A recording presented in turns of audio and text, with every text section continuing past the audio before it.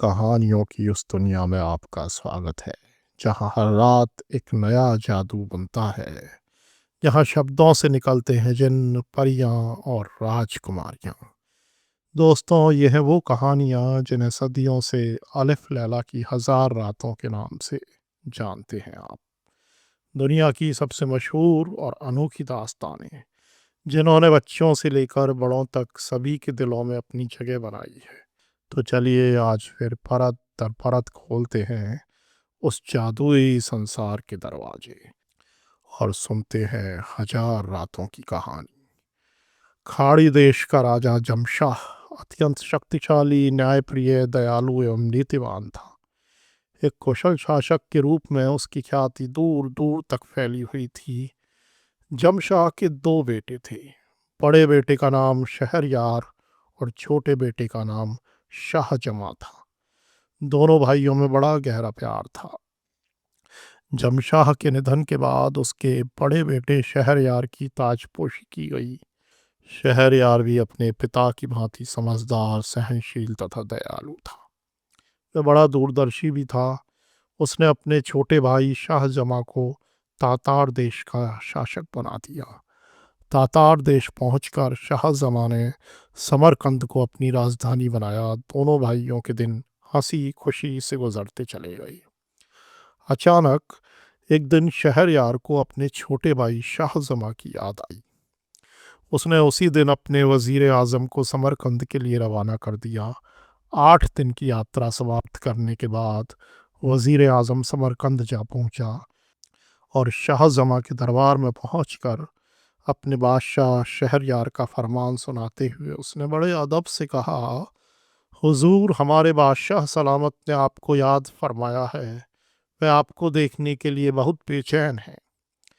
अपने भाई का संदेश सुनकर शाहजमा बहुत प्रसन्न हो उठा। वह भी बहुत दिनों से अपने भाई से मिलने के लिए बेकरार था।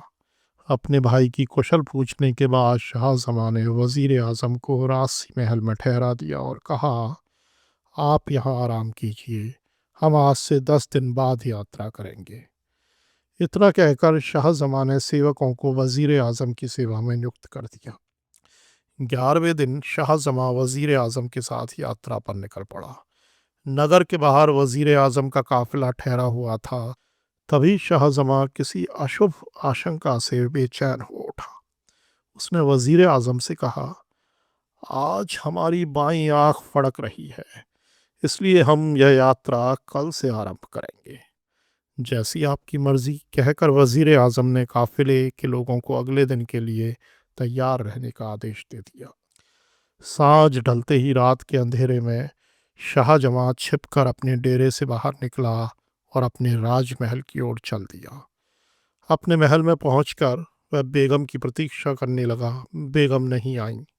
हार कर शाहजमा बेगम के शयन कक्ष की ओर जा पहुंचा।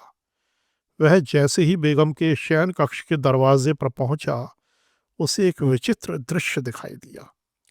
उसने देखा कि उसकी बेगम राज्य के एक मामूली कर्मचारी के साथ पलंग पर लेटी हुई थी और उससे प्यार भरी बातें कर रही थी।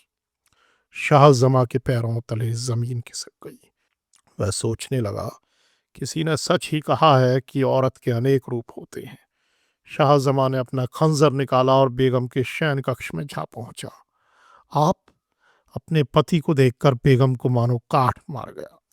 वह कर्मचारी भी शाहजमा को देखकर डर के मारे थर थर कांपने लगा। शाहजमा ने उस कर्मचारी को वहां से भागने से पहले ही कत्ल कर दिया। उसके बाद उसने अपनी बेगम को भी मार डाला और रात के अंधेरे में दोनों लाशों को ठिकाने लगा दिया। राज राज ही रह गया। उसके बाद शाहजमा जिस प्रकार छिपकर आया था, वैसे ही अपने डेरे वापस लौट गया। उसे न किसी ने आते देखा और न किसी ने जाते। अगले दिन वह उसी काफिले के साथ अपनी यात्रा पर चल दिया। 8 दिन की यात्रा पूरी करने के बाद वह वजीर आजम के साथ फारस पहुंच गया। फारस के बादशाह शहरयार को जब अपने भाई के आने का समाचार मिला, तो वह तुरंत उसकी अगवानी करने पहुंच गए। उसने अपने भाई को गले से लगा लिया। फिर वह उसे एक नए राजमहल में ले गए, जो उसने खास उसी के लिए बनवाया था। उस राजमहल की शोभा निराली थी। उस महल की दीवारों के चारों ओर बाग बगीचे थे जहाँ पक्षी चहचहा रहे थे। महल के बीचों बीच एक सरोवर था जिसमें रंगीन कलियां खिल रही थीं। महल की सुंदरता को देखकर शाहजमा ने कहा, भाईजान, आपने महल तो बहुत आलीशान बनवाया है। तुम्हें पसंद है? बस मेरी मेहनत सफल हो गई। अब तुम अपने कपड़े बदल लो, भोजन करो, फिर आराम से बैठकर बातें करेंगे। इतना कहकर शहरयार चला गया। रात को दोनों भाइयों ने एक साथ भोजन किया और फिर देर रात तक बातें करते रहे। अधिक रात बीत जाने पर शहरयार अपने शयन कक्ष में चला गया, लेकिन शाहजमा को रात भर नींद नहीं आई। उसे रह रहकर अपनी बेवफा बेगम का ख्याल आता रहा। उसकी याद में वह कई रातों सो नहीं सका और बीमार पड़ गया। शाहजमा की यह हालत देखकर शहरयार चिंतित हो गया। उसने अपने भाई का मन बहलाने के लिए बहुत उपाय किए, किंतु कोई सफलता न मिली। नृत्य और गायन के अनेक रंगारंग कार्यक्रम भी किए गए, लेकिन शाहजमा के चेहरे की रौनक वापस न आ सकी। एक दिन शहरयार ने शाहजमा का दिल बहलाने के लिए शिकार का कार्यक्रम बनाया, परंतु शाहजमा ने अपनी तबीयत ठीक न होने का बहाना बनाकर अपने भाई को वापस लौटा दिया। शहरयार अपने सैनिकों के साथ शिकार खेलने चला गया तो शाहजमा महल में अकेला रह गया।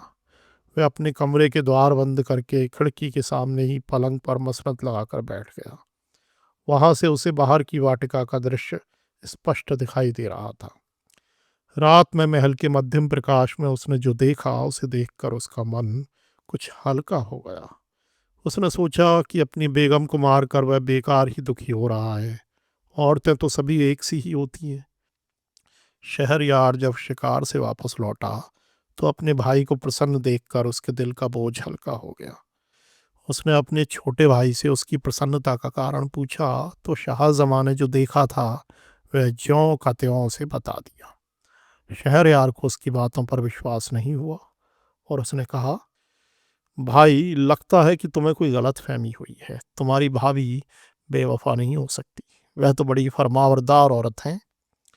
शाहजमा ने कहा, भाईजान, कभी मैं भी इसी गलत फहमी का शिकार था, किंतु आप तिरिया चरित्र को नहीं जानते।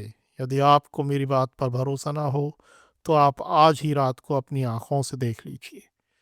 इसके लिए आप आज ही रात को शिकार का बहाना बनाकर चले जाइए और उसके बाद भेष बदलकर मेरे कमरे में आकर छिप जाइए। आपको भाभी जान की बेवफाई का सबूत मिल जाएगा। शहरयार को शाहजमा की यह योजना पसंद आ गई और उसने ढिंडोरा पिटवा दिया कि आज बादशाह अपने छोटे भाई के साथ शिकार पर जा रहे हैं। बेगम के कानों तक यह समाचार पहुंचा तो वह बहुत प्रसन्न हो उठी, लेकिन दिखावे के लिए शहरयार के पास आई और उसकी मनोहार करने लगी। शाम होने पर दोनों भाई नगर के बाहर लगे डेरे में जा पहुंचे और शाम तक वहीं रहकर बातें करते रहे। रात को वे दोनों आकर महल में छिप गए। तभी शहरयार ने वही दृश्य देखा जो शाहजमा ने देखा था। देखकर शहरयार दंग रह गया। उसे लगा मानो सैकड़ों बिच्छुओं ने एक साथ डंक मार दिए हों। शहरयार ने उसी दिन प्रतिज्ञा कर ली कि वह प्रतिदिन एक कुंवारी लड़की से शादी करेगा और सूरज निकलने से पहले ही उसे कत्ल कर देगा, अर्थात वह प्रत्येक युवती को केवल एक रात के लिए ही दुल्हन बनाकर रखेगा। अपने बड़े भाई की प्रतिज्ञा से दुखी होकर शाहजमा उसी दिन अपनी राजधानी समरकंद लौट गया। शहरयार अपनी प्रतिज्ञा से विचलित नहीं हुआ। वह प्रतिदिन एक नई युवती से शादी रचाता और दिन निकलते ही उसे कत्ल कर देता। बादशाह के इस काम से प्रजा में हाहाकार मच गया। समूचे राज्य में अराजकता फैल गई। लोग अपनी बेटियों को बचाने के लिए उस राज्य को छोड़कर दूसरे राज्यों में जाने लगे। शहरयार के महामंत्री की दो बेटियां थीं। बड़ी बेटी का नाम शहरजाद था और छोटी का नाम दुनियाजाद। शहरजाद बहुत सुंदर और कुशल राजनीतिज्ञ थी।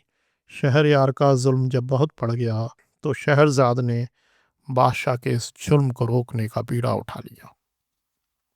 उसने अपने पिता से कहा, अब्बा जी, मेरी यह दिली इच्छा है कि मैं बादशाह के इस जुल्म से नारी समाज को भय मुक्त कर दूं।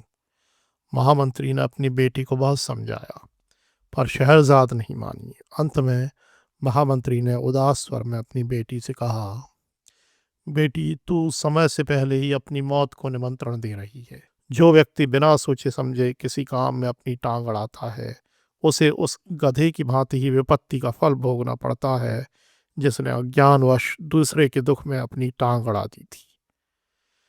अपने पिता की बात सुनकर शहरजाद गंभीर हो गई और बोली, अब्बा जी उस गधे के साथ क्या हुआ, मैं जानना चाहती हूँ।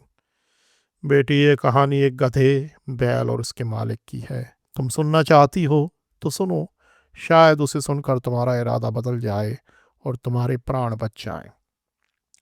इतना कहकर महामंत्री अपनी बेटी को उस गधे की कहानी सुनाने लगा। क्या थी उस गधे, बैल और उसके मालिक की कहानी? एक समय की बात है, किसी गांव में एक धनी व्यापारी रहता था। उसके पास बहुत बड़ी बड़ी खेती थी, बाग बगीचे थे और उनका लेन देन का व्यापार भी कई गांवों में फैला हुआ था। उस व्यापारी के पास कुछ पशुशालाएं भी थी। उसने प्रत्येक गांव में एक पशुशाला खोल रखी थी। एक दिन वह व्यापारी अपने परिवार के साथ पास के गांव में अपनी पशुशाला देखने गया। उस पशुशाला में एक गधा और एक बैल बंधे हुए थे। वे दोनों आपस में अपने दुख सुख की बातें कर रहे थे। वह व्यापारी जानवरों की भाषा समझता था, इसलिए वह कान लगाकर उनकी बातें सुनने लगा। बैल ने गधे से कहा, भाई गधे, तुम बड़े भाग्यशाली हो। तुम्हारी जिंदगी बड़े आराम से कट रही है, मुफ्त की खाते हो और मस्ती की छानते हो। एक मैं हूं जो सारा दिन कठोर परिश्रम करता हूँ, फिर भी तनिक सी भूल हो जाने पर डंडे की मार खाता हूँ। हल खींचते खींचते, वजन ढोते धोते तो मेरी गर्दन और कंधे भी जख्मी हो गए हैं, किंतु मेरे मालिक को मेरी कोई चिंता नहीं। रात को जब मैं पशुशाला में लौटता हूँ तो सड़ा हुआ भूसा मेरे खाने के लिए रख दिया जाता है। मैं रात भर गोबर और पेशाब की बदबू में पड़ा अपने मालिक को मन ही मन कोसता रहता हूँ। ऐसे जीवन से तो ईश्वर मुझे मौत ही दे दे, वही अच्छा है। यह सुनकर गधे ने उस बैल से सहानुभूति जताते हुए कहा, इसमें मालिक का क्या दोष है? तुम स्वयं ही आराम नहीं करना चाहते। मेरी एक बात सदा याद रखना कि यदि तुम इसी प्रकार जी तोड़ परिश्रम करते करते मर गए तब भी मालिक को तुम पर दया नहीं आने वाली। यदि तुम अपना जीवन सुख से बिताना चाहते हो तो मेरा कहा मानो, बीमारी का बहाना करके भूसा खाना छोड़ दो, फिर तुम जीवन भर ऐश करोगे। व्यापारी उन दोनों की बातें बड़े ध्यान से सुन रहा था। बाद में वह उठकर अपने शयन कक्ष में चला गया। अगले दिन जब हलवा काम करने के लिए बैल को खोलने आया तो बैल को लंबी लंबी सांसें लेते हुए देखकर उसने बैल को नहीं खोला। रात का भूसा बैल के सामने ज्यों का त्यों रखा था। हलवाहे ने सोचा कि बैल बीमार है, इसलिए उसने कुछ भी खाया पिया नहीं है। हलवाहे ने जाकर व्यापारी को बैल के बीमार होने का समाचार दिया तो व्यापारी ने अत्यंत सहज भाव से कहा, कोई बात नहीं, बैल बीमार है तो तुम आज उस गधे से काम ले लो। बैल को कुछ दिन आराम करने दो, 2-4 दिन में ठीक हो जाएगा। मालिक का आदेश मिलते ही हलवाई ने बैल के स्थान पर गधे को जोत दिया। पूरे दिन काम करने के बाद गधा अधमरा हो गया, क्योंकि उसने इतना परिश्रम कभी नहीं किया था। शाम तक तो उसमें चलने फिरने की शक्ति भी नहीं रह गई थी। शाम को गधे के वापस आने पर बैल ने उसे धन्यवाद देते हुए कहा, तुम्हारा बहुत बहुत धन्यवाद गधर्वराज, तुम्हारी युक्त काम आ गई। आज मैंने एक क्षण के लिए भी काम नहीं किया, सारा दिन आराम किया। पता नहीं आज हल में किसे जोता गया। बेचारा गधा क्या कहता, उसने स्वयं अपने पांव पर कुल्हाड़ी मार ली थी। वह अपने स्थान पर गिरकर स्वयं को धिक्कारने लगा। गधे की कहानी सुनाने के बाद महामंत्री ने अपनी बेटी से कहा, बेटी तुम जानबूझकर क्यों उस गधे की भांति संकट मोल लेना चाहती हो? इस प्रकार तुम्हारा जीवन भी उस गधे की तरह नरक बन जाएगा। लेकिन पिता की बातों का बेटी पर कोई प्रभाव नहीं हुआ। वह अपनी प्रतिज्ञा पर दृढ़ रही। इस पर महामंत्री क्रोधित होकर बोला, बेटी यदि तू अपने जिद्दी स्वभाव को नहीं छोड़ेगी तो तू बहुत दुख उठाएगी। स्त्री को इतना हठी होना शोभा नहीं देता। यदि तूने अब भी मेरा कहना नहीं माना तो तू भी उसी प्रकार दुख भोगेगी जिस प्रकार व्यापारी की पत्नी को अपनी जिद के कारण भोगना पड़ा था।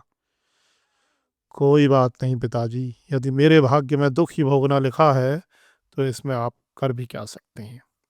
आप केवल जन्म के साथी हैं, कर्म के नहीं। इतना कहते कहते शहरजाद की आंखों से आंसू बह निकले।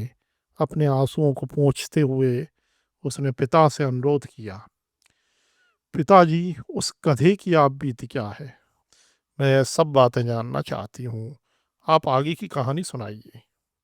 आगे की कहानी है व्यापारी और उसकी जिद्दी पत्नी की कहानी। बेटी के अनुरोध पर महामंत्री ने कहा, सुनो बेटी, अगले दिन वह व्यापारी अपनी पत्नी के साथ पशुशाला में जा रहा था और उन दोनों पशुओं की बातें सुनने के लिए उसने अपनी चौकी उन पशुओं के सामने रख ली। उसके बाद वह गधे और बैल में होने वाली बातों को सुनने लगा। रात में कुछ आराम कर लेने के बाद जब गधे को कुछ सुकून मिला तो उसने बैल से पूछा, बैल भाई कल के लिए क्या सोचा? बैल ने लापरवाही से उत्तर दिया, सोचना क्या है, अभी तो हम आराम करेंगे, मौज करेंगे। गधा दर्द के मारे कराहता हुआ अपनी कमर सहलाने लगा। उसने जैसे ही बैल के आराम करने की बात सुनी तो पिछले दिन के कष्ट को याद करके वह उछल पड़ा। उसने बात बनाते हुए बैल से कहा, भैया ऐसा मत करना, मैं तुम्हें सावधान कर रहा हूँ। जो तुमने आज किया था उसे कल मत करना। आज शाम मैंने मालिक को मोची से बातें करते हुए सुना था। वह कह रहे थे कि अब मेरा बैल बूढ़ा हो गया है, अब वह मेरे किसी काम का नहीं रहा, तुम उसकी खाल उतारने का क्या लोगे? यह सुनकर मेरी तो रूह कांप उठी। किसी जीवित की खाल उतारने में कितना दर्द होता होगा। गधे की बात सुनकर बैल हक्का बक्का रह गया और बोला, अच्छा उन्होंने ऐसा कहा? दोनों की बातें सुनकर व्यापारी ठहाका मारकर हंस दिया।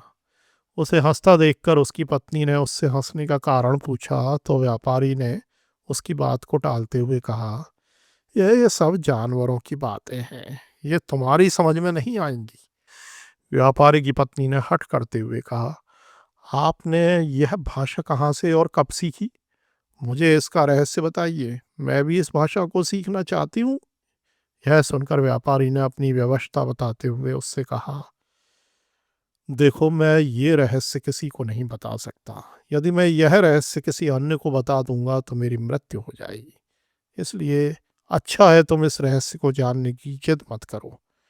व्यापारी की पत्नी को अपने पति की बात पर विश्वास नहीं हुआ। वह समझ रही थी कि उसका पति उस रहस्य को बताना नहीं चाहता, इसलिए बहाना बना रहा है। वह अपनी जिद पर अड़ी रही। व्यापारी ने हर प्रकार उसे समझाने का प्रयास किया, लेकिन उसकी पत्नी पर कोई असर नहीं हुआ। वह नाराज होकर कोप भवन में जा बैठी और व्यापारी को खरी खोटी सुनाने लगी। हार कर व्यापारी अपने घर के दरवाजे पर जा बैठा और कुक्कुट क्रीड़ा देखने लगा। उसी समय व्यापारी का कुत्ता मुर्गे पर झपटा और उससे कहने लगा, धिक्कार है तुझे, तेरा स्वामी संकट में है, तू मौज मस्ती कर रहा है। तेरे स्वामी की पत्नी अपने पति से वह रहस्य जानना चाहती है जिसे बताते ही तेरे स्वामी की मृत्यु हो जाएगी। अब यदि तेरा स्वामी अपने प्राणों का मोह करके अपनी पत्नी को वह रहस्य नहीं बताता तो उसकी पत्नी अपने प्राण त्याग देगी। यह सुनकर मुर्गा हंसा और कहने लगा, मेरा स्वामी तो मूर्ख है जो एक पत्नी को अपने वश में नहीं रख सकता। मुझे देखो, मैं 50 मुर्गियों के बीच अकेला रहता हूँ और मेरा उन सब पर पूरा अधिकार है। कोई भी मुर्गी मेरी आज्ञा का उल्लंघन नहीं कर सकती। मुझे क्रोध करते देखकर वे सब थर थर कांपने लगती हैं। मैं तो अपने स्वामी को यही राय दूंगा कि वह अपनी पत्नी को कमरे में बंद करके इतना पीटे कि वह उसके पैरों में गिरकर माफी मांगने लगे। लातों के भूत बातों से नहीं मानते। यह सुनते ही व्यापारी उठकर खड़ा हो गया। मुर्गे की बात उसकी समझ में आ गई थी। वह अपने घर गया और पत्नी को घसीटता हुआ एक कमरे में ले गया। उसके बाद एक डंडा लेकर अपनी पत्नी को पीटने लगा। डंडे की मार पड़ते ही उसकी पत्नी रोती हुई उसके पैरों में पड़ गई और गिड़गिड़ाती हुई बोली, मैं आपके पैरों पड़ती हूँ, मुझे माफ़ कर दो, मैं ऐसी गलती दोबारा नहीं करूँगी, मुझे अपने चरणों से दूर मत करो। इतनी कहानी सुनाने के बाद महामंत्री ने अपनी बेटी को पुनः समझाते हुए कहा, बेटी यदि तू हठ करेगी तो उस व्यापारी की पत्नी की भांति दंड भोगेगी। मेरी बात मान और बादशाह से शादी की हठ छोड़ दे, इसी में तेरी और हम सब की भलाई है। शहरजाद पर इस उपदेश का कोई असर नहीं हुआ। वह अपनी जिद पर अड़ी रही और अपने पिता से बोली, पिताजी आपके ये उपदेश मुझे अपने कर्तव्य से विचलित नहीं कर सकते। अपनी बात को सिद्ध करने के लिए मुझे भी अनेक किस्से याद हैं। मैं उन्हें सुनाकर अपना और आपका मूल्यवान समय नष्ट नहीं करना चाहती। यदि आप मेरी बात नहीं मानेंगे तो मैं खुद बादशाह के पास जाकर उनसे अनुरोध करूंगी। बेटी की जिद के आगे बाप को झुकना पड़ा और वह विवश होकर दूसरे दिन बादशाह के पास अपनी बेटी के विवाह का प्रस्ताव लेकर जा पहुंचा। उसने हाथ जोड़कर बादशाह से कहा, आली जहाँ, मैं आपके पास एक छोटी सी अर्ज लेकर आया हूँ। बादशाह ने कहा, महामंत्री जी कहिए, आप क्या कहना चाहती हैं, बेखौफ कहिए। डरते डरते महामंत्री ने कहा, जहां पनाह, एक अभागा बाप अपनी बेटी की खुशियों के सिवा और क्या मांग सकता है। मैं आपसे हाथ जोड़कर भीख मांगता हूँ कि आप मेरी बेटी के साथ निकाह कर लें। यह सुनकर बादशाह भौचक्का सा महामंत्री का मुंह देखता रह गया। उसने महामंत्री से कहा, महामंत्री जी, आप जानते हैं कि मेरी कथनी और करनी में कोई अंतर नहीं होता। आपकी बेटी के लिए मैं अपना प्रण नहीं तोड़ सकता। शायद आप इस दुनिया के पहले बाप हैं जो अपनी बेटी को मौत के मुंह में धकेल रहे हैं। मैं नहीं चाहता कि आपकी बेटी अपने हाथों की मेहंदी सूखने से पहले ही मारी जाए। महामंत्री ने एक बार फिर बादशाह से आग्रह किया, जहां पनाह, मौत और जिंदगी दोनों खुदा के हाथों में है। अगर मेरी बेटी की किस्मत में मौत ही लिखी है तो उसे ना आप टाल सकते हैं और न मैं। इसलिए मैं आपसे अर्ज करता हूँ कि आप उसे अपने चरणों में थोड़ी सी जगह दे दें, वह इसी में खुश हो जाएगी। हार कर बादशाह को महामंत्री का प्रस्ताव स्वीकार करना पड़ा और अगले दिन ही महामंत्री ने अपनी बेटी का निकाह बादशाह से कर दिया। इसके बाद उसने आंसू भरी आंखों से अपनी बेटी को विदा किया। शहरजाद की डोली बादशाह के महल में पहुंच गई। सुहाग रात को जब बादशाह ने शहरजाद का नकाब उठाया तो वह उसका मुखड़ा देखता ही रह गया। वह अपलक उसे देखता ही रहा। ऐसा लगा मानो वह उसकी झील सी गहरी आंखों में डूब जाना चाहता हो। जब बादशाह ने बेगम के गालों पर अपनी उंगलियां फेराई तो शहरजाद के गालों पर बहते आंसुओं को देखकर वह चौंक उठा और बोला, बेगम यह क्या, आज की रात तुम्हारी आंखों में आंसू। शहरजाद को अपने मन की बात कहने का अवसर मिल गया। वह अपने आंसुओं को पोंछती हुई बोली, जहां पनाह, मेरी एक छोटी बहन है जो मुझसे कभी जुदा नहीं हुई। आज उसे अपने से जुदा देखकर मेरा मन मानता ही नहीं है और रोए जा रहा है। बादशाह ने पूछा, तो तुम क्या चाहती हो? शहरजाद ने कहा, अगर आपका आदेश हो तो मैं उसे अपनी खिदमत के लिए यहाँ बुला लूँ। जब आप शिकार के लिए बाहर जाएंगे तो मैं अकेली तो नहीं रहूँगी। शहरयार ने अपनी स्वीकृति दे दी। बादशाह का आदेश मिलते ही शहरजाद ने अपनी छोटी बहन दुनियाजाद को भी महल में बुला लिया। शहरजाद ने एक ऊंची सी सेज पर अपना बिस्तर लगाया और दुनियाजाद उसकी सेज के नीचे अपना बिस्तर लगाकर लेट गई। जब रात का एक प्रहर शेष रह गया तो अपनी बड़ी बहन की योजना के अनुसार दुनियाजाद ने आग्रह करते हुए उससे कहा, आपा जान, अगर आप जाग रही हो तो कोई मज़ेदार कहानी ही सुनाओ।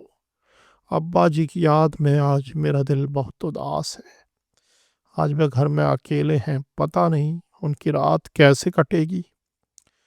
दुनियाजाद, तुम ठीक कह रही हो, आज अब्बा जी कितने अकेले होंगे। इतना कहकर उसने अपनी उंगलियों से बादशाह के माथे को सहलाते हुए उससे पूछा, अगर आपकी इजाज़त हो तो मैं अपनी छोटी बहन का मन बहलाने के लिए राक्षस और व्यापारी की कहानी सुना दूं। कहानी सुनते ही उसे नींद आ जाएगी। नेकी और पूछ पूछ, सुनाओ बेगम, हम भी तुम्हारे मुंह से कुछ सुनने के लिए बेकरार हैं। कहते हुए शहरयार ने उसे अपने सीने से लगा लिया। शहरजाद ने भी उसे अपनी बाहों का हार पहना दिया। फिर उसने अपनी उंगलियां बादशाह के बालों में घुमाते हुए कहानी सुनाना आरंभ किया। ये कहानी है राक्षस और व्यापारी की कहानी। बहुत दिनों की बात है, किसी शहर में एक सौदागर रहता था जो बड़ा रईस था। एक बार उसे व्यापार के सिलसिले में शहर से बाहर जाना पड़ा। 7वें दिन जब वह वापस लौटा तो धूप के कारण वह किसी वृक्ष की छांव ढूंढने लगा। कुछ दूर चलने पर उसे नदी के किनारे छायादार वृक्षों का एक बाग दिखाई दिया। उस बाग में कुछ फलदार वृक्ष भी थे। उस स्थान को देखकर वह अपने घोड़े से उतर गया। उसे भूख भी लग रही थी। उसने अपना घोड़ा एक वृक्ष से बांध दिया और स्वयं दूसरे वृक्ष के नीचे आराम करने के लिए लेट गया। फिर उसने अपने झोले से छुआरे निकाले और उन्हें खाने लगा। छुआरे खाने के बाद उसने गुठलियां इधर उधर फेंक दी और अपने इष्ट देव की आराधना करने लगा।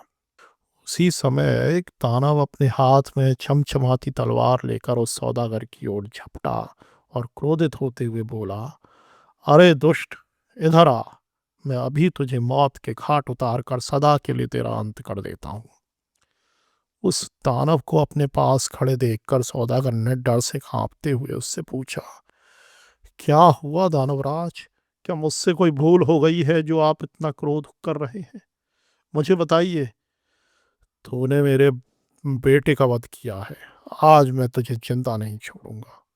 दानवराज, मैंने तो आपके पुत्र को देखा तक नहीं, फिर मैं उसका वध कैसे कर सकता हूँ? सौदागर ने पूछा। यह सुनकर दानव ने गरज कर कहा, खामोश दुष्ट, तूने लापरवाही से छुआरे की जो गुठलियां फेंकी थीं उनमें से एक गुठली मेरे बेटे को आ लगी, जिससे उसकी मृत्यु हो गई। यह सुनते ही सौदागर भयभीत हो गया और दानवराज से याचना करने लगा, दानवराज मुझे क्षमा करें, भविष्य में ऐसी गलती दोबारा नहीं होगी।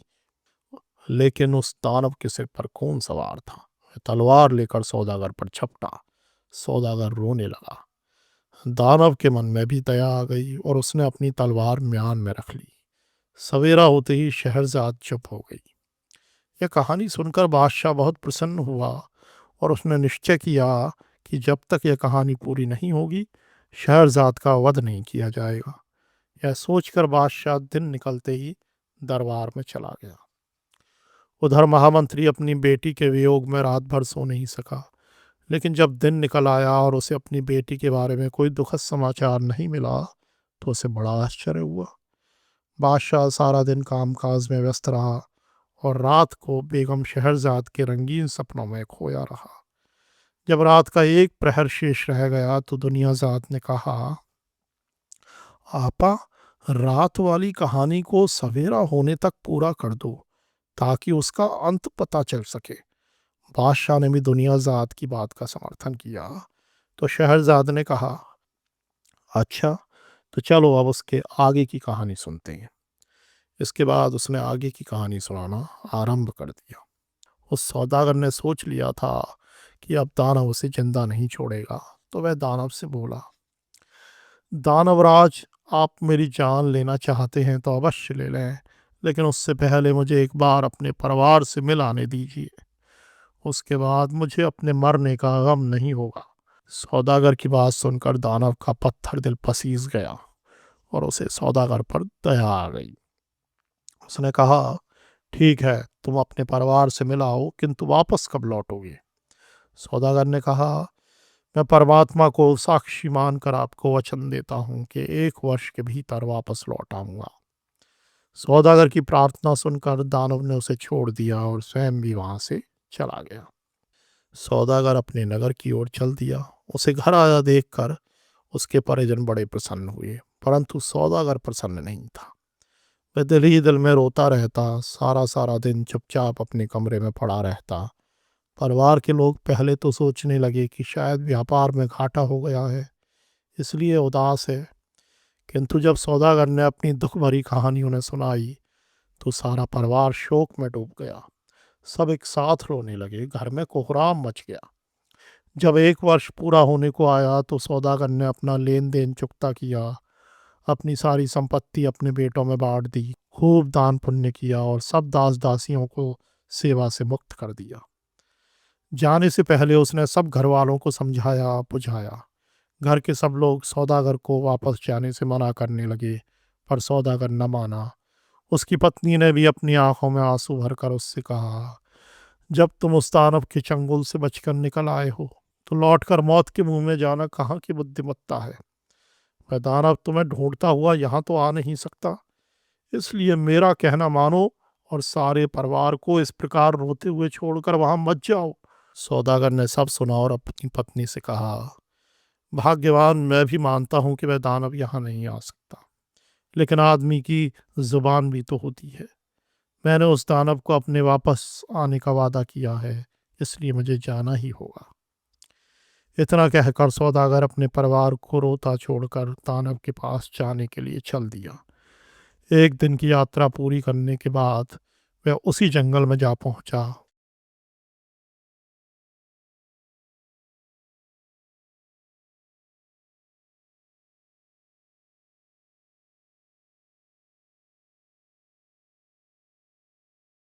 यह सुनकर उस सौदागर ने अपनी आप बीती उस वृद्ध व्यक्ति को सुना दी। पूरी कहानी सुनने के बाद उस वृद्ध व्यक्ति की आंखों से आंसू बहने लगे। उस सौदागर की प्रशंसा करते हुए उस वृद्ध ने कहा, आप धन्य हैं। अपना वचन पूरा करने के लिए आप जानबूझकर मौत के मुंह में चले आए। आप जैसे प्राणी इस धरती पर विरले ही होते हैं। इतना कहकर वह वृद्ध अपनी हिरणी के साथ वहीं बैठ गया।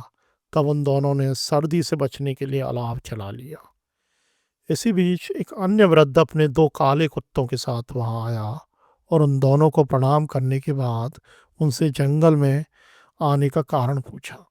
पहले वृद्ध ने सौदागर की कहानी सुनी तो उस सौदागर का आखिरी अंजाम देखने के लिए वह अपने कुत्तों के साथ उन दोनों के पास आ बैठा। कुछ देर बाद एक तीसरा वृद्ध अपने साथ एक खच्चरी को लेकर वहां आया। उस वृद्ध के आते ही जंगल के एक भाग से धुआं उठने लगा और सारा जंगल किसी भयानक आवाज से गूंजने लगा। उसी समय वह दानव अपने हाथ में नंगी तलवार लिए वहां प्रकट होकर हंसने लगा और उस सौदागर से बोला, अरे मूर्ख, मुझसे बचने के बाद भी तू अपनी जान गंवाने दोबारा यहाँ चला आया। तुझसे ज्यादा मूर्ख इस दुनिया में दूसरा कौन होगा। अब तू आ ही गया है तो मैं भी तेरा वध अवश्य करूंगा, तो सावधान हो जा। इतना कहकर उस दानव ने ज्यों ही सौदागर को मारने के लिए अपनी तलवार उठाई तो हिरनी वाला वृद्ध उस दानव के चरणों में गिरकर सौदागर के प्राणों की भीख मांगते हुए बोला, अपने क्रोध को थूक दो जानवराज। मैं आपको अपनी इस हिरनी की कहानी सुनाता हूँ। यदि आपको यह कहानी पसंद आए तो इस सौदागर का अपराध क्षमा कर देना। यह सुनकर दानव को सौदागर पर थोड़ी दया आ गई और वह अपनी तलवार को म्यान में रखकर हिरणी वाले वृद्ध की कहानी सुनने को तैयार हो गया। जब कहानी सुनाते सुनाते रात का अंतिम प्रहर भी बीत गया और सवेरा हो गया तो शहरजाद ने आगे की कहानी सुनाना बंद कर दिया। बादशाह शहरयार को कहानी इतनी पसंद आई कि उसका अंजाम जानने के लिए उसने उस दिन भी शहरजाद को कत्ल न करने का निश्चय कर लिया। वह तैयार होकर अपने दरबार में चला गया। बादशाह सारे दिन अपने राज काज में व्यस्त रहा और रात को अपने शयन कक्ष में पहुंचकर शहरजाद की प्रतीक्षा करने लगा। रात के 2 प्रहर बीतने के बाद शहरजाद अपने शयन कक्ष में पहुंची तो दोनों को 1 प्रहर बातें करने में ही बीत गया और जब 1 प्रहर शेष रह गया तो दुनियाजाद ने अपनी बहन से फिर कहा, आपा जान, आप उस अधूरी कहानी को पूरा कर दो। उस हिरणी वाले वृद्ध ने दानवराज को क्या कहानी सुनाई, मुझे भी सुनाओ। बादशाह शहरयार ने भी शहरजाद से उस कहानी को पूरा करने के लिए कहा तो वह मन ही मन मुस्कुरा दी और प्यार जताते हुए बोली, ठीक है, जब आप दोनों ही उस कहानी का अंत जानना चाहते हैं तो मैं आपको उस हिरणी वाले वृद्ध व्यक्ति की कहानी सुनाती हूँ। इतना कहकर शहरजाद ने उस वृद्ध और हिरणी की कहानी सुनाना आरंभ कर दिया। दोस्तों, क्या थी वे कहानी, सुनेंगे अगले भाग में।